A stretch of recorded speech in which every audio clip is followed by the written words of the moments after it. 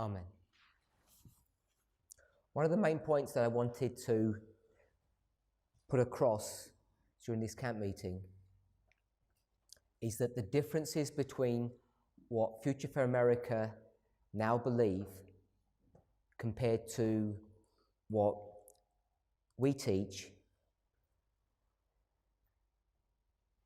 is so distinctly different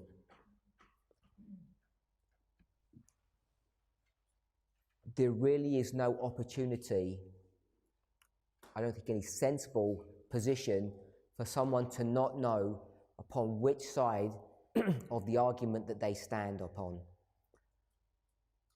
People might think that there is some minor issue about the events that center around November the 9th, that basically we agree with Raphia and Panium. We all assent to the priests, Levites, and Nethinims. So all the language sounds the same. And it's very easy, if you're not paying close attention, to think that there aren't that many differences between what we say and what FFA believe.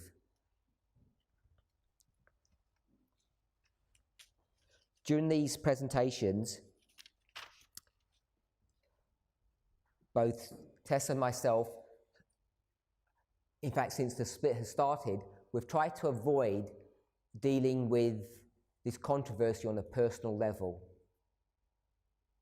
We've attempted not to go into email correspondence and make public statements about what they said and what we said and how they have been disingenuous in their perspective of what happened in meeting A and what was said in a private conversation B.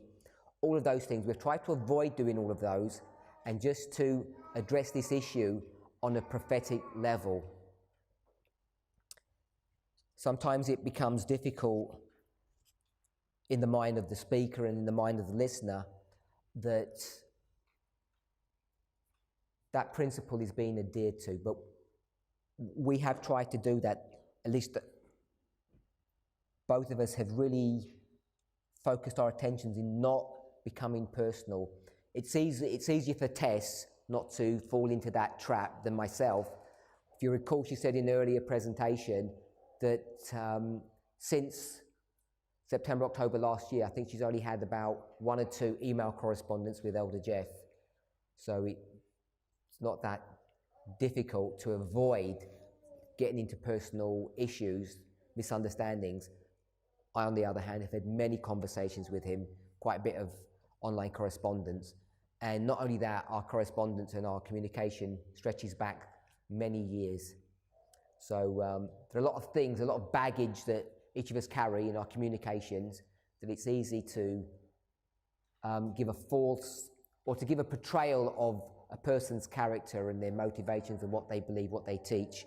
And we've tried to avoid doing that. So when you've heard me speak about false prophets, not only in these presentations, but in other ones, I want us to realize that this is using a methodology of parable teaching. I'm not making a direct application to say that people are Satanists or they've entered into spiritualism and all that kind of language, which is what they have tended to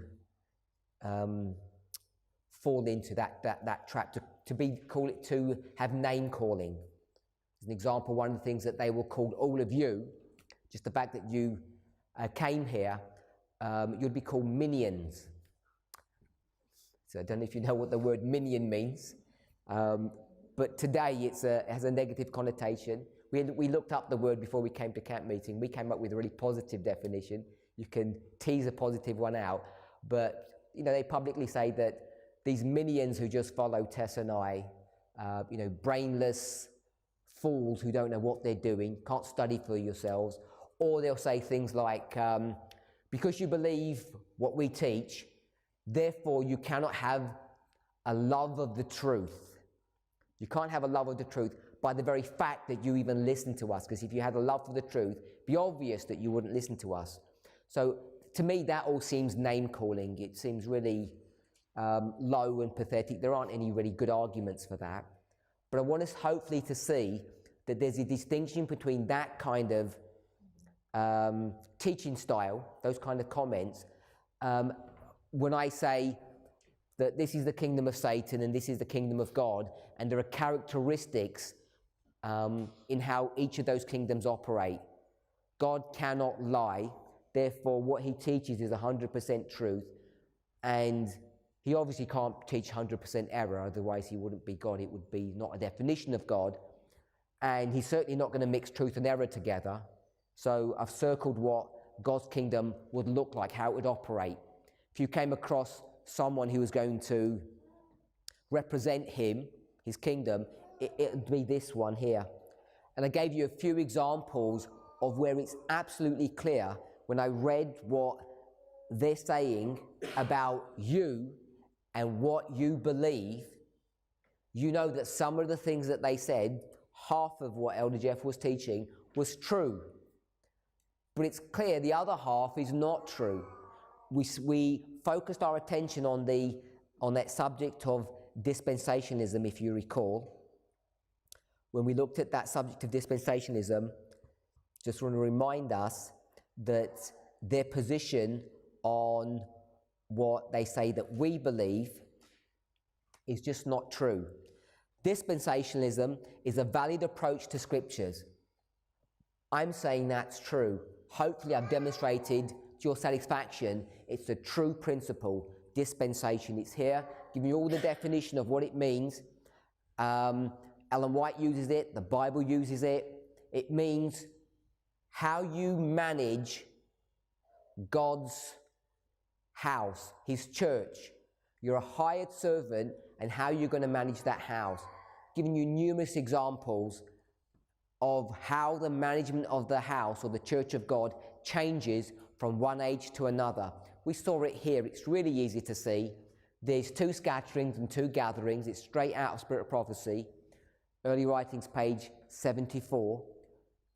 She says clearly, if God continued to treat us as he was treating us in this period of time, we would never be gathered. So you know that he's going to manage his church through his servants in a different way from one time period to the next. And that's the definition of dispensationalism. So of course, we think it's a valid approach to scriptures. Then he says, this teaches that God provides a message for each dispensation, which is solely for that generation, which is true. The message that they have in the time of Moses is different to the message that they have in the time of Christ.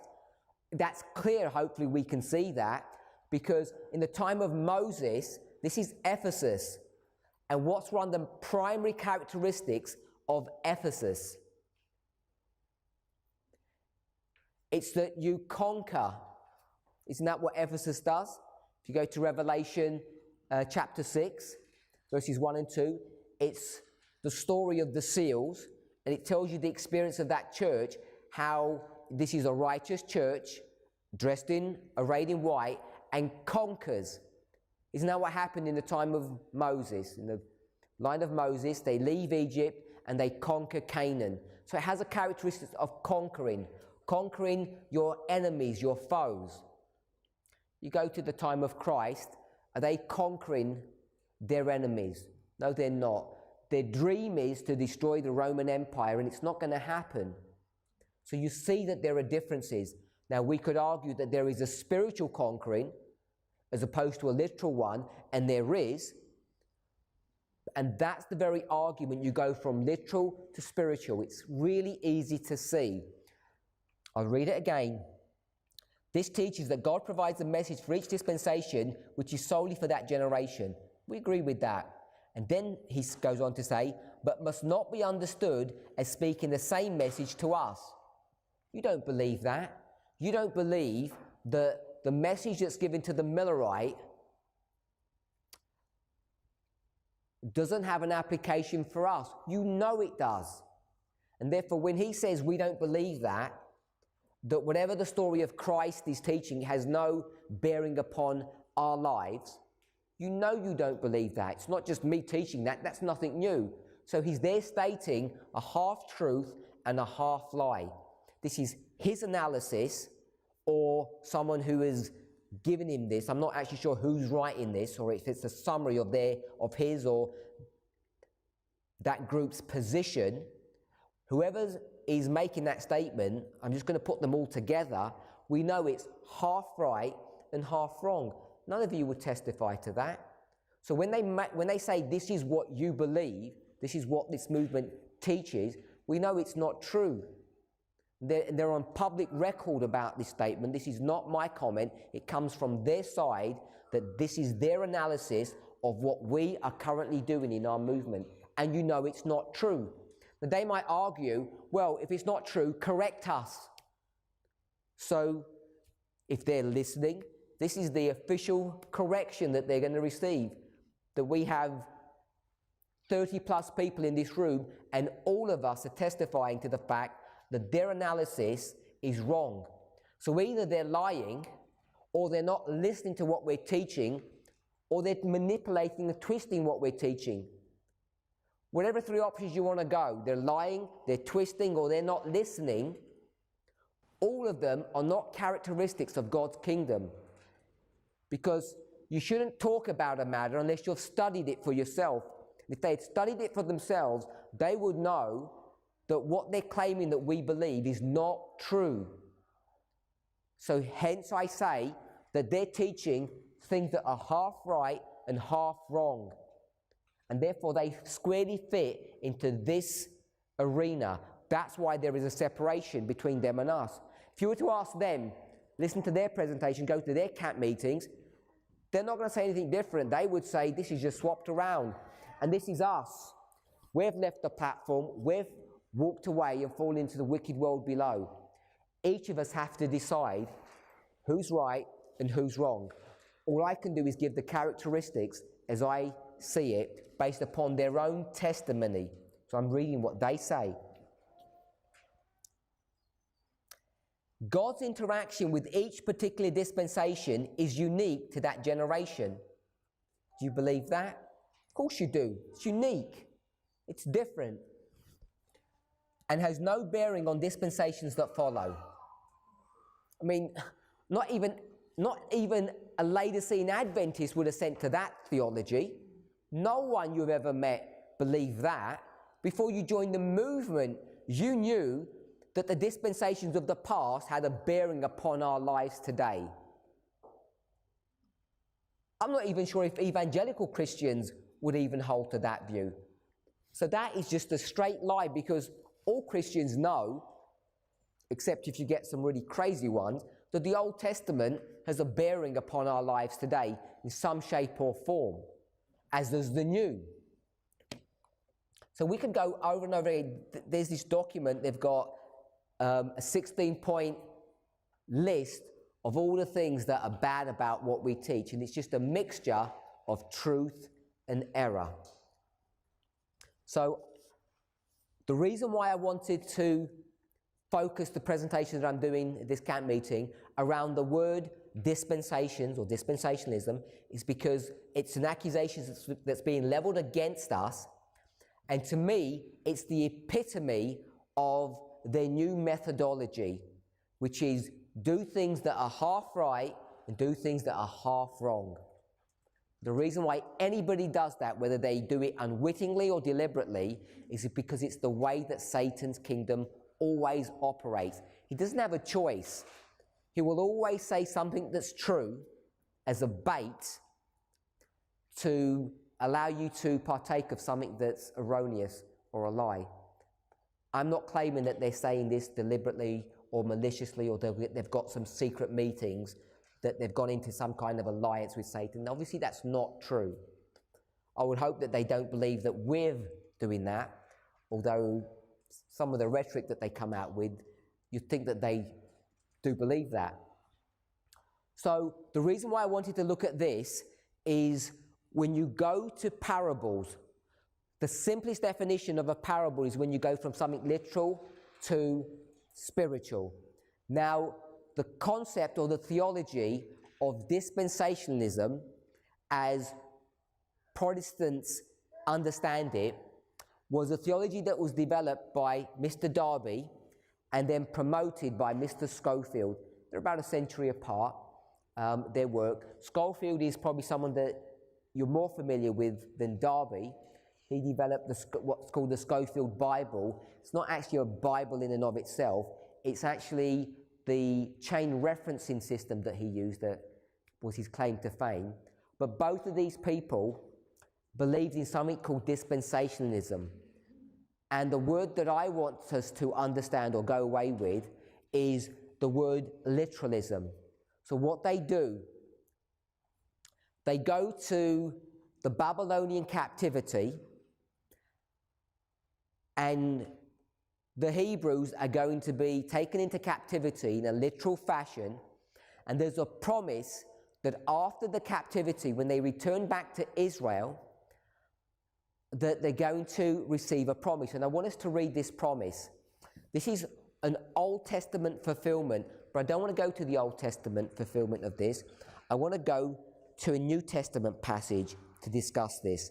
This is taken from the book of Hebrews. So if you turn to the book of Hebrews, we're in chapter 8. If you were to look at the book of Hebrews, basically the story is Paul's appeal to the Hebrew people, the Jewish nation, to try to prove to them, to demonstrate who and what Christ is, the Messiah. To try to persuade them that everything that they see going on and what's about to happen is a fulfillment of prophecy. So the whole of the book of Hebrews is really dealing with who Christ is, the identification of him. And he does it in many different ways.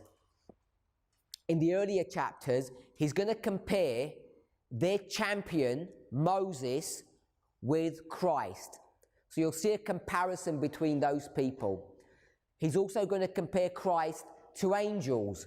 He's going to compare Christ to human beings in general. He then goes to develop his logic, his argument, to say that having established all of these truths, this is now the time period that God wanted you, the Hebrew nation, to stand up, to rise up and do your commissioned work. And what was that? What was the work that they were commissioned to do? To give the gospel. That was what they were created to do. So the time has now come that the Hebrews were meant to give the gospel message to the world. But they're not able to do that. So he interjects the thought to say, even though that was the time, now is the time for you to be the teachers, to go and give the gospel to the world. What must happen first? We're in Hebrews 5 and 6. What must be the first thing that happens? You must be taught first, because you've forgotten who you are. You've forgotten all the rules, all the principles, all your commission. In fact, you've misunderstood all of the Old Testament. Because if you'd read the Old Testament and understood it, you would know that now is the time that you should be teachers. He's really referring to Daniel chapter 9, 70-week prophecy. The gospel commission, the time of probation, is coming to its end, and in these final few moments, God wanted to raise up the Jewish church, the Laodicean church, and tell them to give a message to the world. But because they're Laodicean, they've lost their prophetic message. Before they can do that, God's going to have to teach them. So you can see how he's developing his argument. Then we come into Hebrews 7. Hebrews 7 really is one of the key portions of inspiration that we need to understand, because it clearly shows you that there is a transition happening. Paul recognizes that there has been a transition from one type of ministry to another. This is not the only place he's going to develop his argument. In fact, the other place that perhaps he does it in a more clearer, in a nicer way, we all have our favorite passages, I guess, is in Galatians chapter 4. Use the same argument in Galatians chapter 4. In Galatians chapter 4, he's going to do it in a really pointed fashion. He's going to say that there are two Jerusalems, just like there were two wives, just like there were two sons, two wives, two covenants, two cities, two experiences. Galatians chapter 4, beginning around verse 21. He does this back-to-back comparison. And to defend his ability to do this back-to-back comparison between those who are in bondage, the Jerusalem that's here on earth, and those who are free. This is the two wives. Hagar, the one in bondage. Sarai, the free woman. Jerusalem that's here on earth. There's a Jerusalem in heaven. To identify that there's this back-to-back comparison, he has to address a significant and important point. That the Jerusalem that's here on earth has a priesthood. And that priesthood had been promised to the family of Aaron.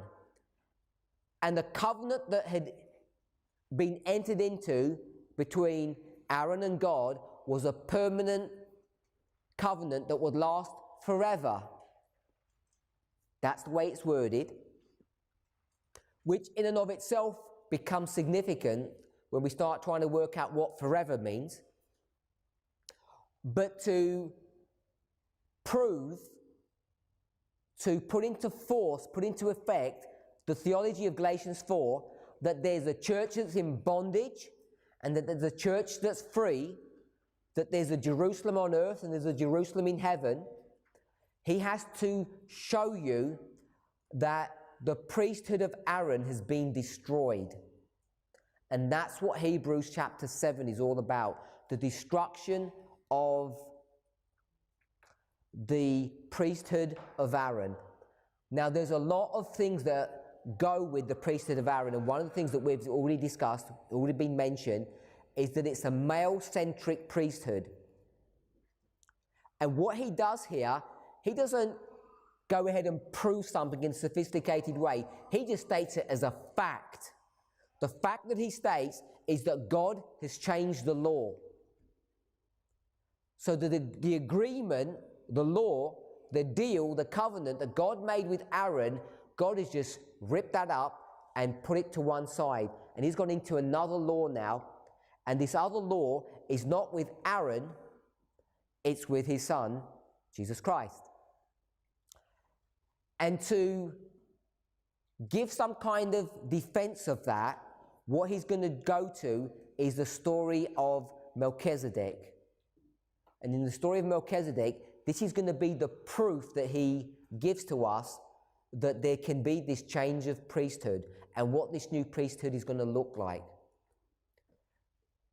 And it's this chapter that becomes so significant to this movement when we start bandying around the word priest. We all call ourselves priests. And it sort of just rolls off the tongue because I don't think we really fully comprehend the significance of what it means to be a priest. Because the only legitimate legal status that you have for being a priest is by understanding the law that's been destroyed here and the law that's been instituted in Hebrews chapter 7. If you can understand, repeat and enlarge. So all of this is happening in the history of Christ. There's an old vanguard, an old priesthood, and there's going to be a new priesthood. And that history, that dynamic, has to be brought into our own. So there's going to be a destruction of an old priesthood, which is the priesthood of Seventh-day Adventism, the priesthood of men, where men lay hands upon one another all through this history. And there's going to be a new priesthood now, the priesthood after the order of Melchizedek. And anybody can be that type of a priest. You don't need to have some heritage or some educational training or any kind of prior history. All you need to do is be righteous in your own stead. And that's the argument that Paul's going to develop here. Then he goes into chapter 9 and he's going to explain about the development of this change of location from the Jerusalem that's on earth to Jerusalem that's in heaven. It's not going to use the symbol of Jerusalem, it's going to be used as a symbol of the sanctuary. And in between chapter 7 and chapter 9 is chapter 8 where we're at. And he says, because, Hebrews chapter 8 verse 1, because we've got this new priest, this is what we can say. Now of the things which we have spoken, chapters 1 to 7, specifically chapter 7, this is the sum, this is the conclusion of everything that I've taught so far. We have such a high priest who is set on the right hand of the throne of the majesty in the heavens. So he's going from earth to heaven. That's the summary of everything that he's taught from chapters 1 to 7, and explain the logic through that. We're in chapter 8, spoken about chapter 9. Chapter 10 is a continuation of chapter 9, all about the sanctuary service. And what is his appeal in chapter 11? What do you have to do? You have to have enough faith to believe everything that he's taught you thus far. If you don't have enough faith to believe that, you're not going to be saved. And the reason that you can have so much faith in this history, this experience that he's speaking about, is what? What's the evidence that you can have all this faith? He's going to list all those people from the past, and he's going to say what? They had enough faith to believe all of these things, and therefore you can. We read a passage a few days ago that what had Moses received when he went up the mountain besides the Ten Commandments? What had he seen? What had he received? It wasn't just the Ten Commandments, it was also the plan of salvation. And the glory that shone from his face, it wasn't just the glory of the Ten Commandments. What glory also was that? It was the glory that shone from Calvary, if you remember that. So we know that Moses understands the plan of salvation, which therefore means, if he understands the glory of the cross, he understands the book of Hebrews. So when he says in chapter 11, look at the faith of all of these people, he's saying, if Moses can believe it, if Abraham can believe it, if all these people can believe it, what problem do you have with believing all of this? Because it's harder for them than it is for you, because they had to see by faith. And it's happening before your very eyes, all of these things. So you actually even don't need faith. That's what Hebrews 11 is dealing with. We're in Hebrews chapter 8, and what he's going to do is he's going to give the evidence now that Christ is this new high priest. Verse 2, a minister of the sanctuary and of the true tabernacle in heaven, which the Lord built, created, set up, not human beings. I want us to see an important principle here. Is the tabernacle that's in heaven good or bad? How do you know it's good? What does it say in the verse that makes you say it's good? True. Can we see that? It says it's a true tabernacle. If that's a true tabernacle, what's the other one? It's a false tabernacle. Did it say false? Who instructed Moses to build that tabernacle? God. Was it built after a pattern? Yes. Was it perfect? Yes. Why do you call it false then? Why do you call it false if it was so good. The reason you call it false, my sister says parables, is because even if you didn't understand parables, even if you don't believe in juxtapositioning, even if you don't believe in compare and contrast, see what the point that he's making here. You can see it in the verse. If you don't like seeing it in the verse, keep your finger here and go to the book of Galatians, because we have to take line upon line, verse upon verse, proof text. Let's proof text this. If you're not happy to call the tabernacle on earth false, because that's the opposite of true. We're in the book of Galatians. We're in chapter 4. I already mentioned this, but we're just going to read the verse. We're in chapter 4. The section begins in verse 21.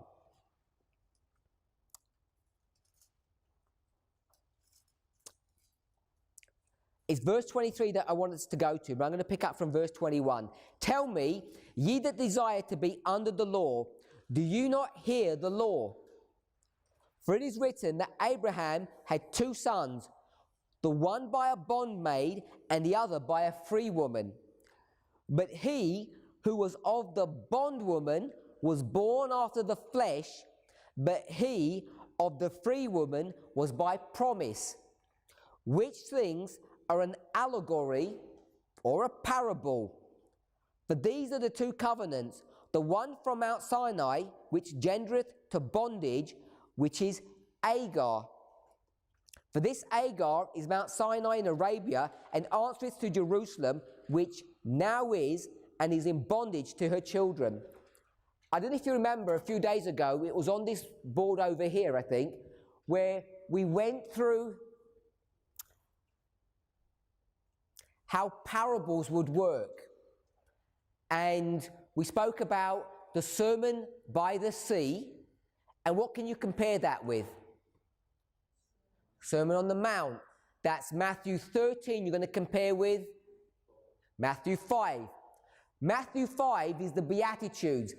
Beatitudes means good news, good message, good mountain. So if that's a good mountain, what can we compare that mountain with? A good mountain. What's another good mountain? The name of that one.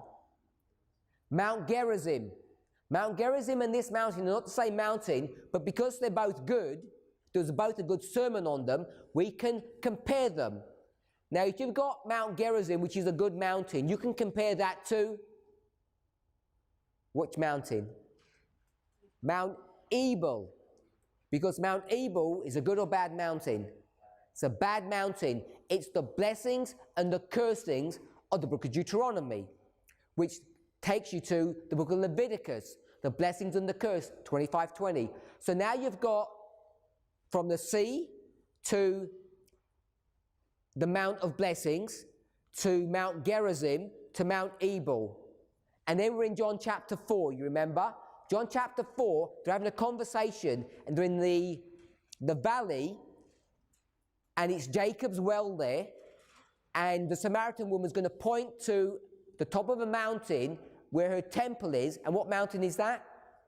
That's Gerizim. And she says, isn't this a good mountain? Compared to what? Your mountain, speaking to Christ. What is Christ's mountain? That's Mount Zion. Now we've gone to a totally different mountain, now Mount Zion. So she's going to compare the Samaritan temple with the temple on Mount Zion in Jerusalem.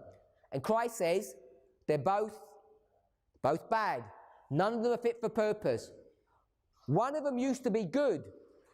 One was the Mount of Blessing, Mount Zion, not Mount Gerizim. Mount Zion was the Mount of Blessing, and Mount Gerizim, your mountain, was the Mount Curse. Because you're a Samaritan, you've got a false religion. But now they're both not fit for purpose. There's a new way of entering into salvation. Now, if you were struggling to jump through all those hoops, that's exactly what Paul does here. We've just read it. Don't know if you noticed. He says, you've got these women, 2 wives. One is a bondwoman, one is a free woman. Then it says, verse 23, but he who was of the bondwoman was born after the flesh. So flesh means bondage. But he of the free woman by promise. So you've got born after the promise, born after the flesh. If you're familiar with Paul's writing, this is the book of Romans chapter 8. This is Romans chapter 8. You're born after the flesh or you're born after the spirit. If you're going to do that, you need to go to Romans chapter 6 and Romans chapter 7. If you want to understand what Romans chapter 7, that man who's doing all those struggles, to understand who he is, you need to understand if he's born of the spirit or if he's born of the flesh. So Paul uses the same imagery in all of these stories. Verse 24, which things are a parable? For these are the two covenants. What are the two covenants? Bondage, freedom. Flesh, promise. Old covenant, new covenant. For these are the two covenants. The one from Mount Sinai, which gendereth to bondage, which is Agar. So the covenant at Mount Sinai, let's not ask Paul. Let me ask you. God is going to take you out of Egypt. He's going to give you a covenant at Mount Sinai. Was that a good covenant or a bad covenant? That was a good covenant. Would God do anything bad? No. He's not going to enter into a bad covenant. So he, in good faith, is going to enter into a good covenant with you. This is the covenant of Mount Sinai. Was it a good or bad one? It's a good covenant. What does Paul say it is? It's a bad one. He says what is good, he's going to turn it into bad. So you need to understand why he says that. I don't want to make that point. Just observing that things that are good can become bad. Just like Gerizim can be good, then become bad. Mount Zion was good, becomes bad. Can we see from John 4 that Mount Zion, Jerusalem, the temple, becomes a bad mountain? Because you can't find salvation there. It says not on your mountain and not on the Jews' mountain. You can't find salvation, you find a new route. So we can see that that mountain is not good. It's going to make the same point here. So the mountain of Sinai becomes a mountain of bondage.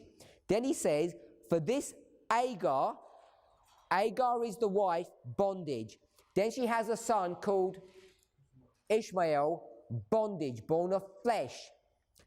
This is Mount Sinai, bondage, which is in Arabia. And then it says, which answereth.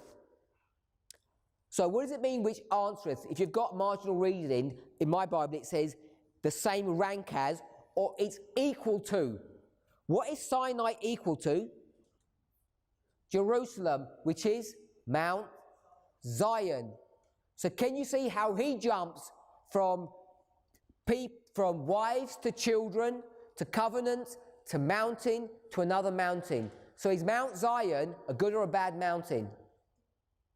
It's a bad mountain. Right here it says, which equals Jerusalem, which now is, and is in bondage with the children. Who are the children of Jerusalem? The Jewish nation. They're all in bondage. So, this is his argument that he uses over and over again. There are two children. What are their names? Ishmael and Isaac. The two boys from the two mothers, which are symbols of two covenants, good and bad. So the children of Jerusalem, which now is, literally, they're in bondage. So if you believe in literalism, what covenant are you under? What relationship do you have with God? You're under the old covenant, the covenant of Mount Sinai, and you're in bondage. What church is that in the time of Christ? This is the Sanhedrin. This is Caiaphas, Annas. We call it Laodicea. Are the Laodiceans in bondage?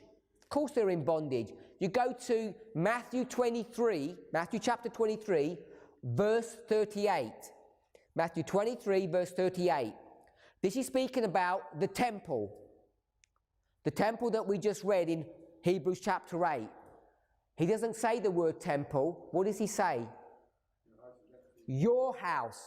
Now that house, which he says is your house, is the same house that he speaks of in John chapter 2. In John chapter 2, beginning around verse 17 to around verse 20, that house, whose house is that in John chapter 2? It says, this is my Father's house. What are you doing to my Father's house? The same house, 21 chapters later in a different book, in the book of Matthew, he now says, who has ownership of that house? You, it's your house. It's not my house, it's not my Father's house. How comes it's not his Father's house? Where's his Father's house now? In heaven. If we're going to say it's the temple, it says Jerusalem, we didn't quite get this, verse 26, Galatians 4:26, but Jerusalem which is above. This is the true tabernacle which the Lord pitched, which we just read, Hebrews chapter 8. So this Father's house has moved location from earth to heaven. And has Christ died yet? He hasn't even died yet, and you already have a new temple up there in heaven. If you have a new temple, what do you need to have? You need to have a high priest.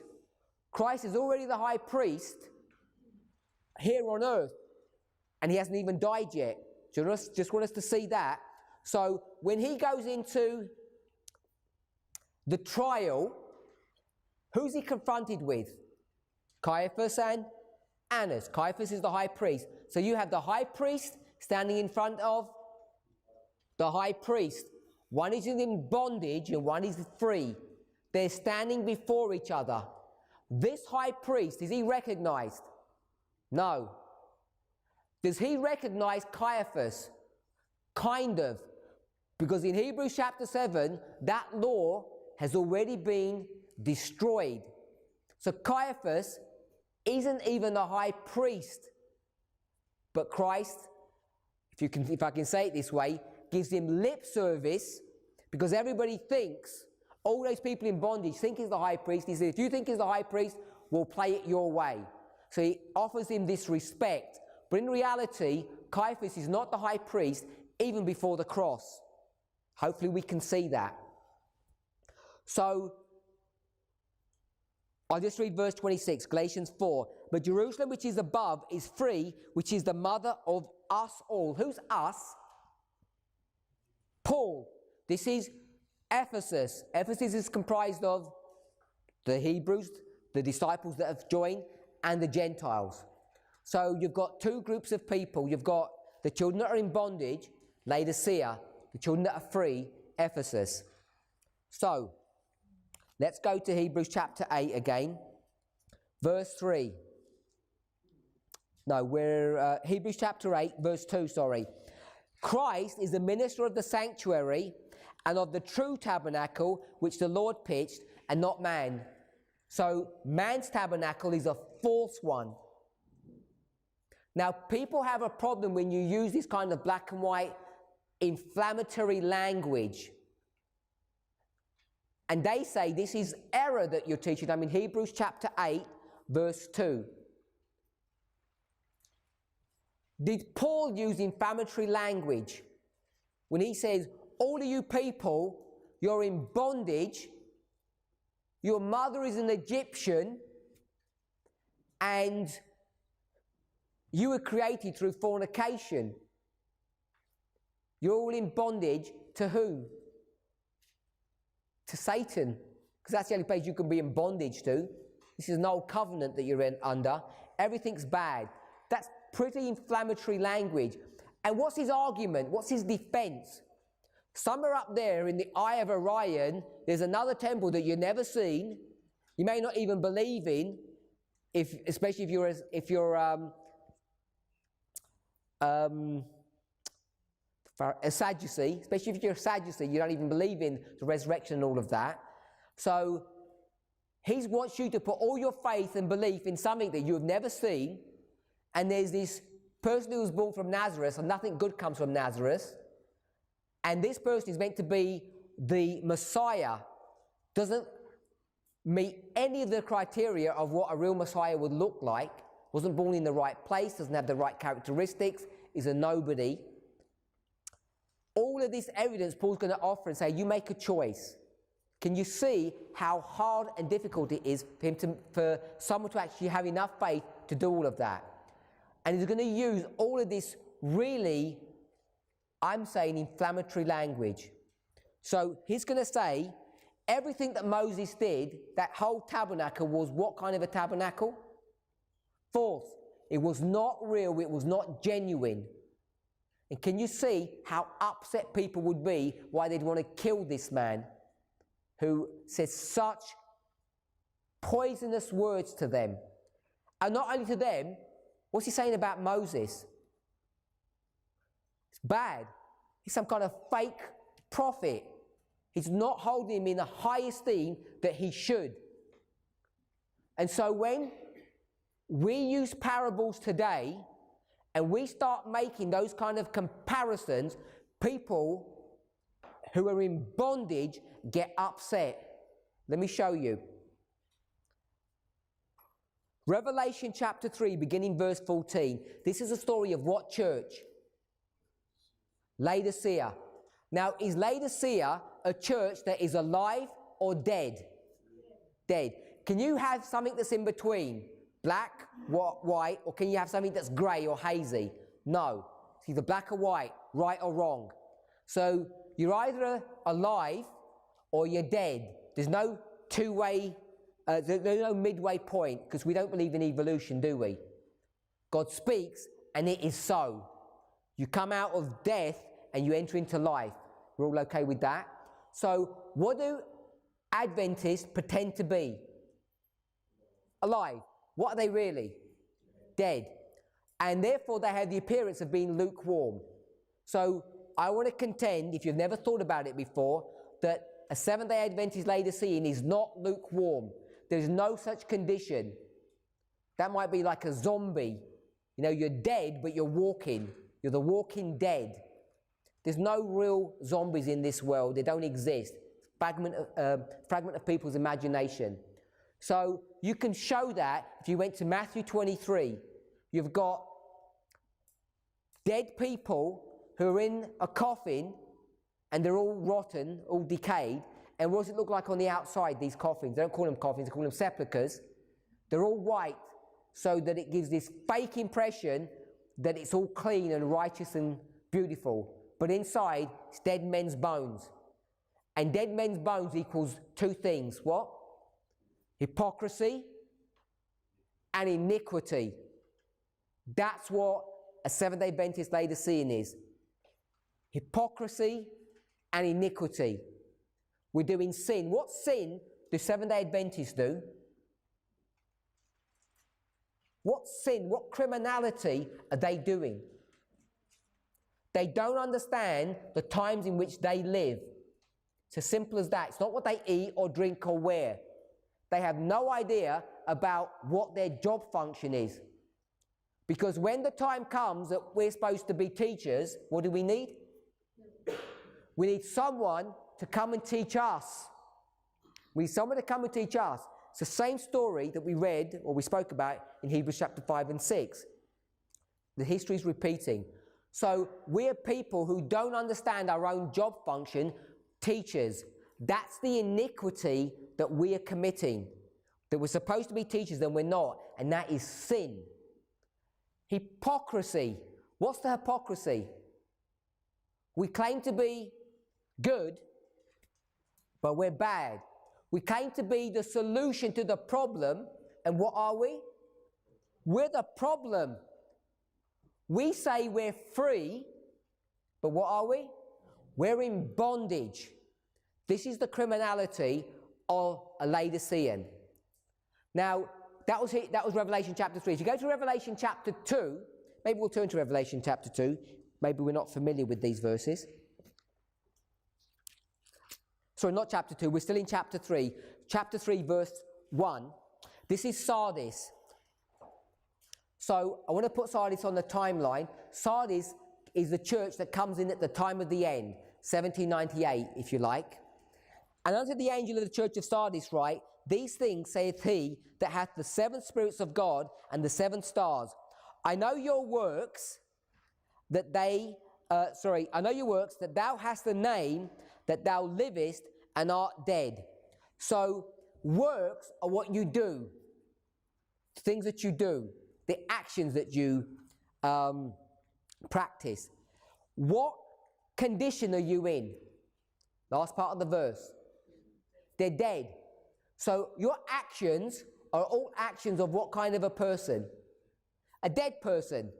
So these are all actions of a dead person. Can dead people move around? In real life they can't, literally, but spiritually can they? Yes. When you're dead for any length of time, what do you turn into? Bones. What's the definition of bones? Iniquity, hypocrisy. So you're dead people. But what do you claim to be? You have a title on your forehead. What's your name? Sardis. That's your name, Sardis. And what does Sardis mean? Last part of the verse, it says, you have a name that says you're alive. Your name says you're alive, but your works say that you're dead. What are the works that you're doing?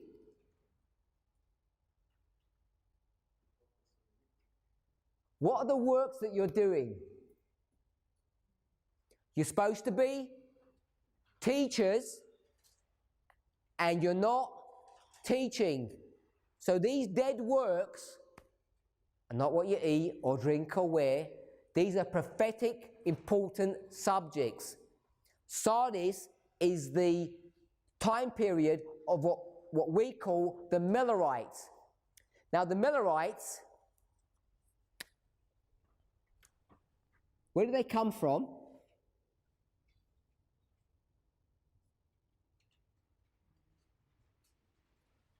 What denomination are they? What group of people are the Millerites? They're Protestants. So they get cut out of Protestantism. What's the name of that mountain? The name. Revelation chapter 3. Verse 1, Revelation 3. Sardis. So they're going to be cut out of Sardis. What's Sardis' problem? They're dead. Their works are dead. What's the job function of Sardis? What are they supposed to be teaching? What has just happened? Hold that thought there. We'll go to this board. Where are we? Where are we? Over there. That little mountain picture with the stone. We're here, 1798. And this is the time of the end. Remember, time of the end is not the end of something, it's the beginning of something. This is the beginning of the beginning of the end. It's the beginning of the end. How do you know you're at the beginning of the end? You're a teacher, so you're going to teach people we're at the beginning of the end, and they're going to say, how do you know? And you're going to say, if you stand on that parapet at the top of the castle and take your binoculars and have a look, what can you see? What can you see? You can see the end now. Could you see the end before? You couldn't see the end before. Now you come to a point in time where you can now see the end. That's what time of the end means. It doesn't mean you've come to the end of this. This is ignorance. Ignorant people don't do what? They don't teach. They don't teach. Now you come to a time period where ignorance stops. You've come to a time where you can identify the end, and what you're supposed to do? You're supposed to teach.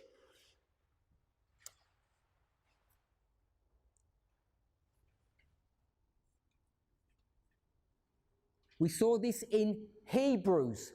If you go to Isaiah 28, don't turn there, line upon line, That's verse 10 and verse 13. You've got 11 and 12 in between them. In 11 and 12, what is God going to do? He's going to raise up teachers to teach you. It's always about raising up teachers. You raise up teachers at the time of the end. These teachers get raised up. The people who are supposed to do all this teaching, what's their problem according to Galatians 4? They're in bondage. So you've got to have people who are free, who are going to try and take these people who are in bondage, bring them out of bondage, therefore they can become teachers, and therefore they can do this great work. So you're here at the time of the end, and what do you know? That the end is coming. And someone's going to say, when? And you're going to say, in 46 years, depending on how accurate your message is. That's obviously not the right answer, but that's what they would have been saying, 1798 to 1844. You can have different numbers, but you know when it's going to happen. So it becomes a subject of time. What are you teaching? Time. What was Paul teaching? Time. What was John the Baptist teaching? Time. What was Christ teaching? What did they say? The something is fulfilled. The time is fulfilled. What time has been fulfilled? Daniel chapter 9. Daniel chapter 9 is being fulfilled. Part 1 of Daniel 8. Daniel 8:14, the 2300 days, the sanctuary is about to be cleansed. Was that sanctuary cleansed in the time of Christ? Matthew 23 verse 38. Was it cleansed? Christ attempted to clean it how many times? Twice. What does he end up doing? He says, your house isn't going to get cleansed, going to sever it. Your house is desolate. We're going to go where? To heaven. So it goes from the earth to heaven. There's a heavenly sanctuary. It's all about the 2300 days, the cleansing of the sanctuary, 490 years. The time has been fulfilled. So the problem with Sardis is that they're dead. Dead equals what? They've got to do a work. What's the work that they've got to do? To teach. What are they supposed to teach? One word. Time. So if you're dead, it's no time. Alive means time. So in order to give the world a message about time, this dead church has to have something done to it. What needs to happen to that dead church? A stone is going to be cut out from that, and that stone is what we call the Millerite movement. And are they alive or dead? They're alive. What name have they got? Philadelphia, church number 6, they're Philadelphia. We're not going to put a waymark to that for the purpose of this study. I'm not attempting to do that. But they're Philadelphia. What's the problem with Philadelphia? Nothing. They've got everything correct. We might call that human, the Bible says, brotherly love. What does brotherly love look like? Is it giving each other hugs and treating each other nicely? That's not what brotherly love is. What is brotherly love? It means everyone being on the same page, having the love for the truth. What is the truth? Time. So Philadelphia, it's the love of time, which is the truth. This is the brotherly love that they have one for another. They can argue, they can fight, they can do what they want, they can mock each other, but they have this one thing that binds them together, and it's the subject of time.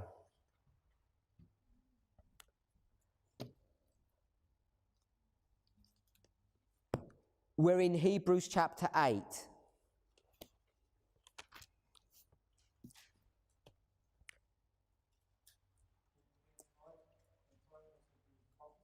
Sorry?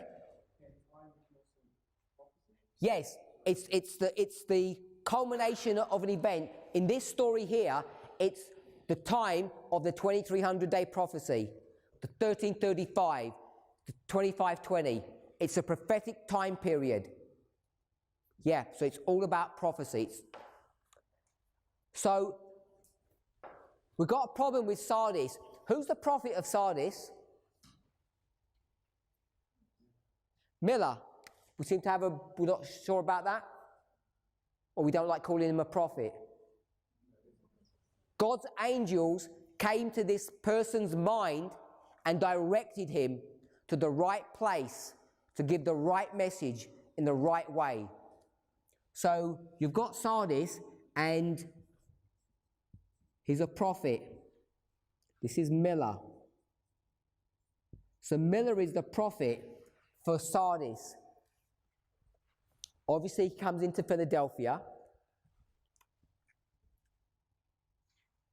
Why would we say he's the prophet of Sardis?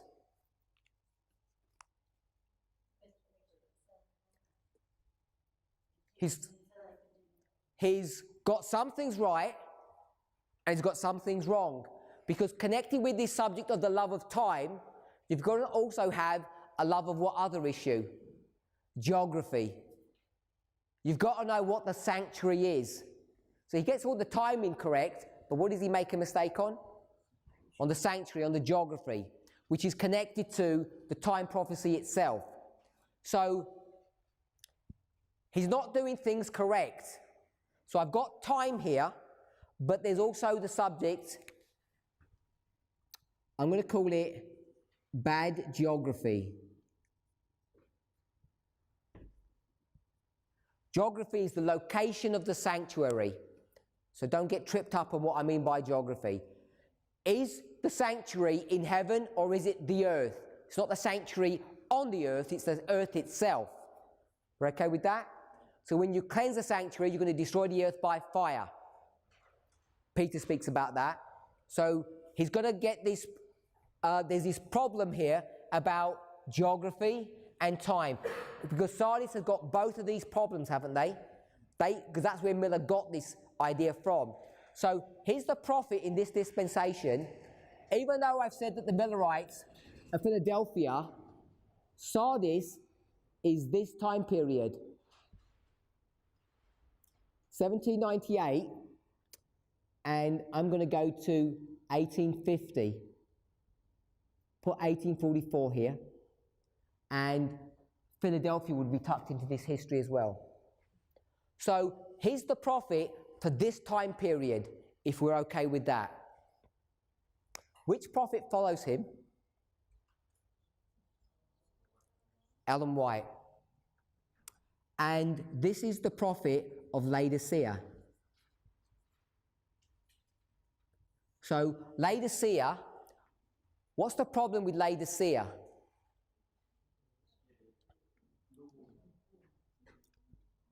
They're lukewarm, they're dead. What makes you dead? You're not teaching, you're not doing the job that you're supposed to do. They have a problem with two issues. One of them is time, the other one is geography. Well said, my elder. Geography. So geography here is a code word for what? Good. Geography here is code word for what? So this one's a bit tricky. So I'm going to put a few words here to give us the idea.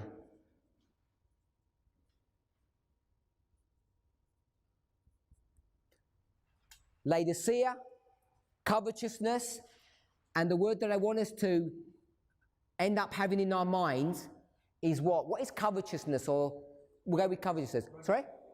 Worldliness. So I'm going to put worldliness. which comes from the word world. So where are you looking? At the world. Where should you be looking? To heaven. Where were these people looking? To the earth. Where's the sanctuary? It's here on earth. It is the earth. Where should they be looking? Heaven. Can you see we've got the same problem? Same problem with geography. Here's the earth. This is these people. Sardis. Here's heaven. Where should they be looking? Up here. Where are they looking? Down here. This is a sanctuary. This is us. Laodicea. Where are we looking? We're looking on earth. We're covetousness. We're looking at the dollar sign. We're looking at our houses, our cars, our education, everything that makes life comfortable. That's what the Jewish people did, isn't it? Yeah? I think we read this, with Sister Brittany's presentation. When they went to Babylon, what should they have done when they went to Babylon? Because God says, don't resist, don't fight. You're going to stay in Babylon for 70 years, so make your homes there. Did God want them to go all the way to become Babylonian citizens and take their passports? No. Had they made that mistake before? Where? Egypt. Good. This is Joseph. He says you can stay here for a little while, but they settled down. They became Egyptians. When they were in Babylon, they should have maintained their religious belief system. Did they have the freedom to do that in Babylon? They did. They were afforded the right to keep their religion, but they didn't want to. They liked the government schools. They liked the educational system. They liked the wages that they were receiving. All in Babylon. They became assimilated. So when the time comes to say we want to leave, all those Jewish children that have grown up, what did they say? We're not even Hebrews anymore. Our affiliation is with the Babylonians. And who's the person that you know by name who fits into that category? Their cousins. Mordecai. Is Mordecai good or bad? He loves Babylon so much he doesn't want to go. Now is he good or bad? He's bad. He's been assimilated in the Babylonian mindset. He loves it there. He doesn't want to leave his home. Does that sound like a familiar story to you? If you're familiar with the story of Anne Frank and all of those Jews that lived in Germany, what was their problem? Because those people were not dumb and they were not blind. Because they could see in 1930, 31, 32, what can they see? Hitler rising, and they know trouble's ahead of them. What's their problem? They love Germany. You've got a good business there. You've got homes. You can't sell it. I don't think you can even sell it for half price. You're going to have to give your stuff away, and you're going to flee, and they don't want to. It's Mordecai's problem. His cousin's just as bad as him. Esther. So I just want us to see that it's really easy to lose your track. The only reason I mentioned all of that, because Ellen White said they should have maintained their religious beliefs. They should have established schools of the prophets whilst they were in Babylon. They would have had the liberty and freedom to do that, so the children would have been educated in the ways of their forefathers. So when it was time to leave, they would have said, yep, we're ready to go home. But they weren't. So, can we see how it's all the same?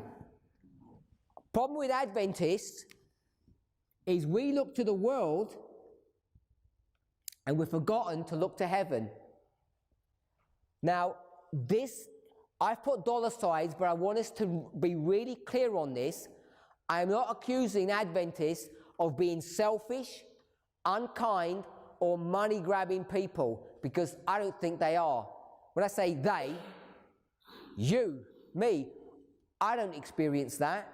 I've never experienced a lack of generosity or watch care by my fellow brothers and sisters in this church. Adventists are some of the most kindly, generous people that I've ever met. So even though I put the sign there, this is a sign of worldliness, that's not what Laodicea is. All this is the problem with what subject? Geography. We're looking here on earth. We're not looking at heaven. And what's our other problem? Time. No time, bad geography. Who's our prophet? Ellen White.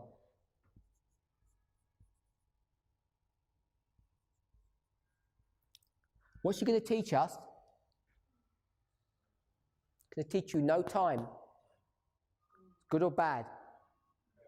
It's a bad thing to teach you that there's no time. She's going to teach you no time, and she's going to say, we're not going anywhere quite yet. And if you ask her, well, when are we going to leave? When we're going there, what's she going to tell you? I don't know. No one knows when we're leaving this planet. Only God knows.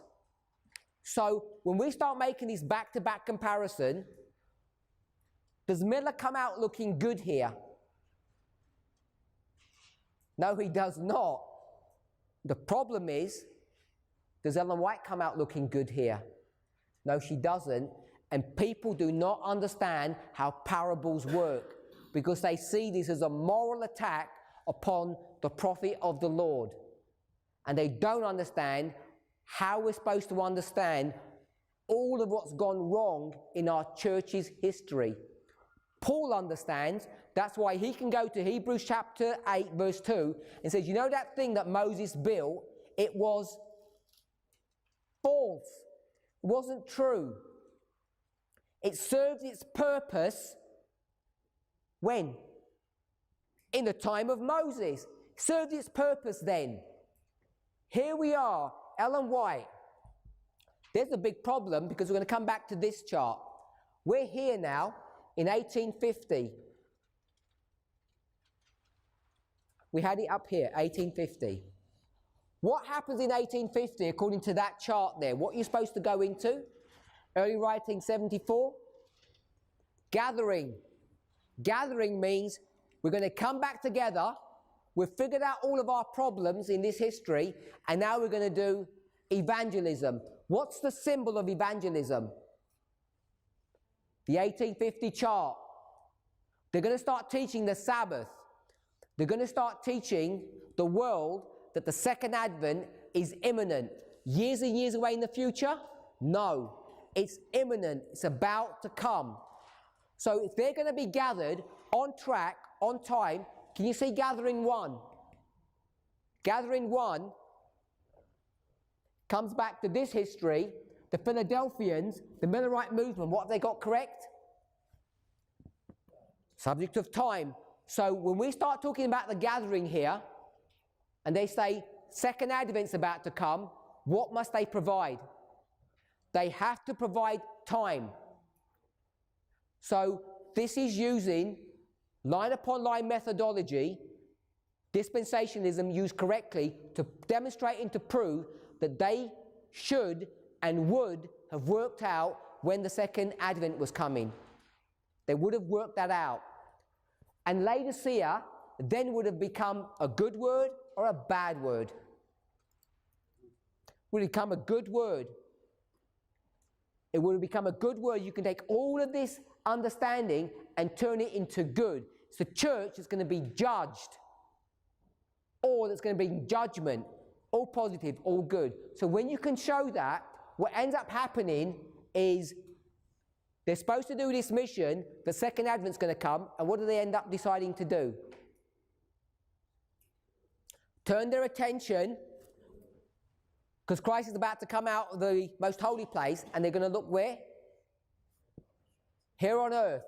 They're going to get wrapped up and tied up in earthliness or worldliness. Who drives that?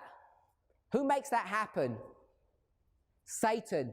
If you go to early writings and you go to around the middle of the book, the chapter title is called Covetousness. If you read the chapter title called Covetousness in the book Early Writings, it will tell you that Satan has a business meeting And in the business meeting, he says, this is how we're going to attack the Seventh-day Adventist Church.